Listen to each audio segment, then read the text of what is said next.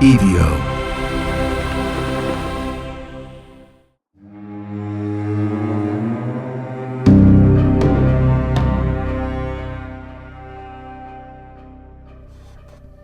Welcome back to the Devil's Ledger for the week of November 24th. And happy Thanksgiving, everyone.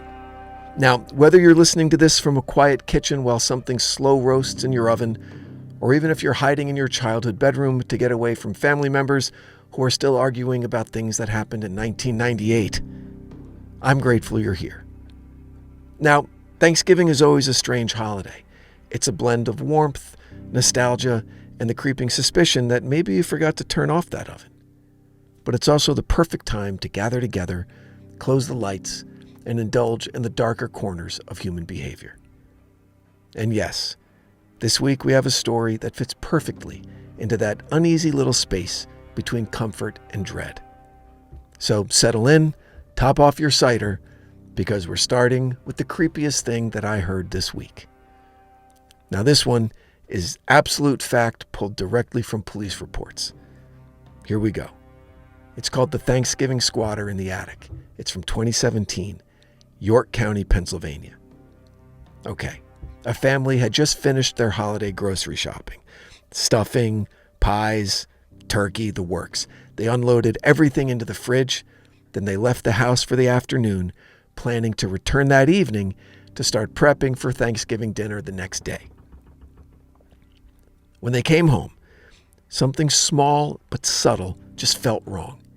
The kitchen window was unlocked. They were sure they'd locked it before leaving. Nothing else appeared disturbed until the daughter noticed the leftovers.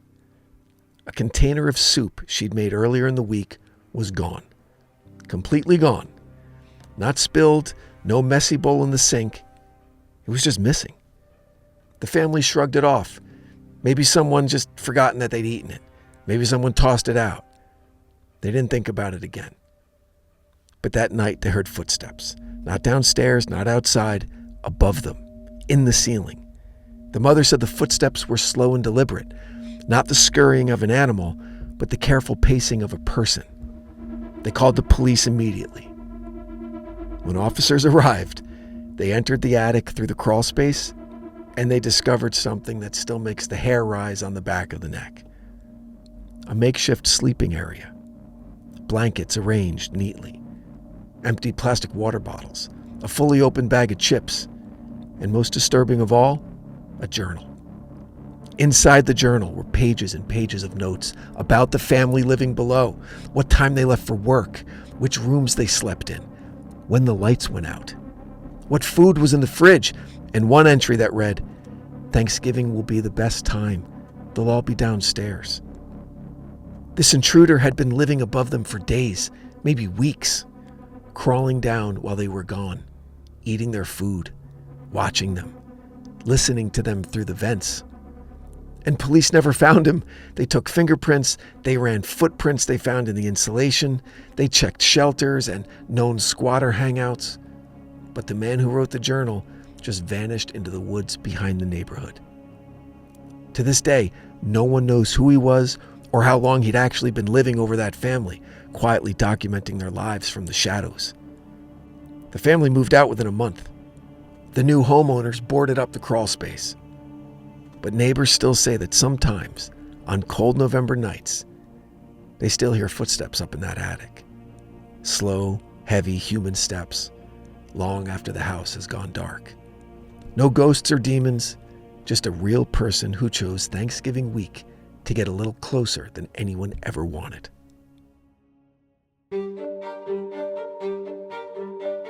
All right, this week across the EVO universe. So Thanksgiving is a big one around here. And our shows, we're serving up more than just turkey and unresolved family drama. So buckle up. On The Devil Within this week, we dive into the life and legend of alleged satanic serial killer Thomas Creech. From his isolated, emotionally barren childhood to his violent, nomadic wanderings across the American West, to the murders that left investigators describing him as a ghost moving from state to state, to the chilling prison killing that landed him on death row. This is Creech as you've never heard him. Part myth, part monster, part man who learned early that fear is a kind of power. It's a 2-part series that carries you from the wide-open highways of the Midwest straight into the fluorescent-lit nightmares of the Idaho penitentiary system. On the Ides of April this week, it's The Scholar and the Madman, the assassination of President James Garfield. An unlikely president, a delusional narcissistic drifter convinced he deserved a place in history, and a nation still finding its footing in the wake of the Civil War. Garfield's murder wasn't just a tragedy. It was a hinge point in American history, reshaping federal power, patronage politics, and the very idea of what it meant to hold office in a divided nation. This is the most dramatic Ides of April 2-parter since The Dagger and the Sword, and it might just be one of our best. This week on Criminal Mischief, ripped from the headlines, the Karen Reed lawsuit. So after 2 high-profile trials, Karen Reed was found not guilty in the death of her boyfriend, Boston police officer John O'Keefe.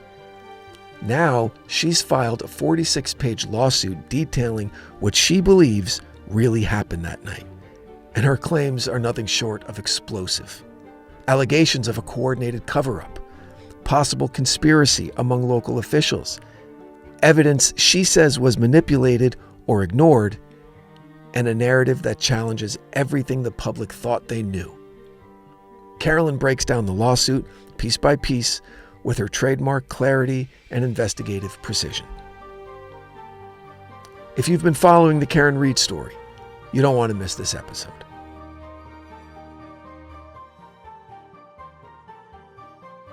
On Taboo Treasures this week, it's visionaries or inventors. Bruce and Jeff take a victory lap through the minds of history's most chaotic geniuses and ask the question that nobody ever really wants to say out loud. What exactly separates a visionary from a madman with a soldering iron?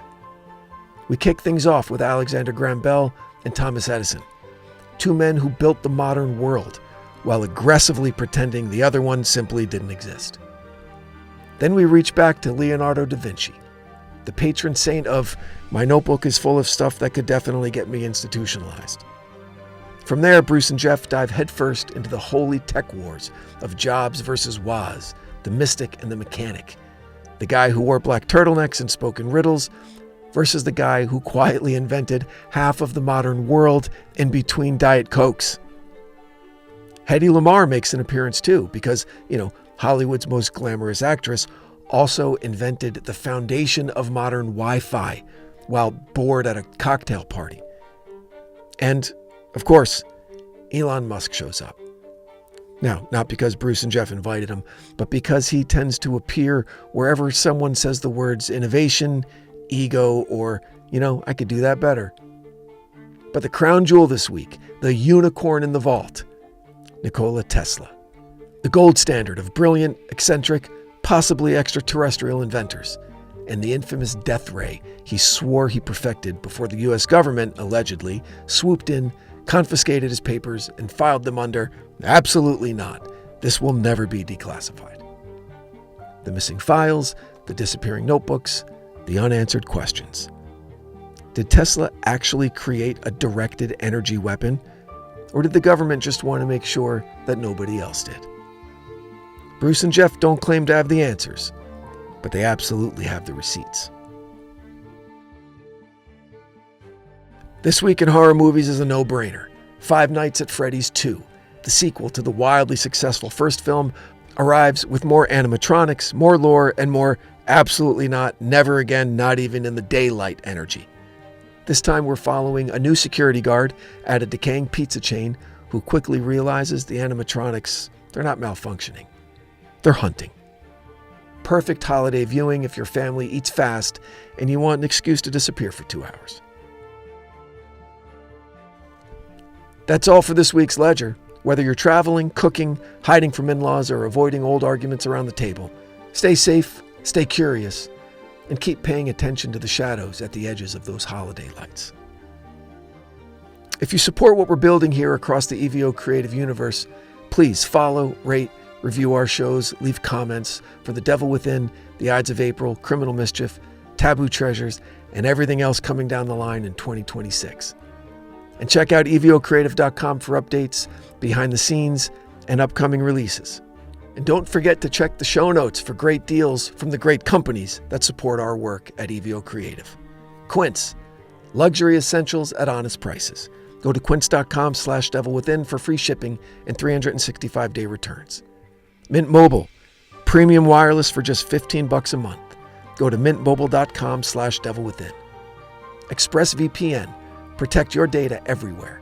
expressvpn.com/devilwithin for up to 4 months free. Mood, legal THC and CBD shipped nationwide.